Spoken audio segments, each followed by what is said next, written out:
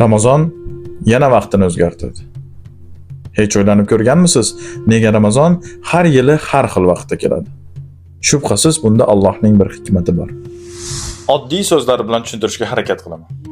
Biz ishlatayotgan Gregorian taqvimi Quyoshga asoslangan. Ya'ni Yer Quyoshning atrofida to'liq bir aylanishi taxminan 365 kunga to'g'ri keladi.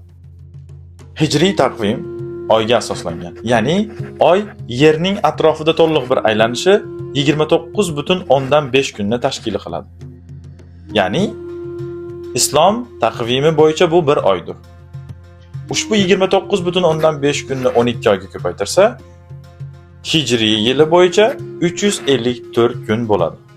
Shunda milodiy yilda 365 kun bo'lsa, Hijriy yilda 354 kun bo'lib, bu 11 kunlik farqni anglatadi.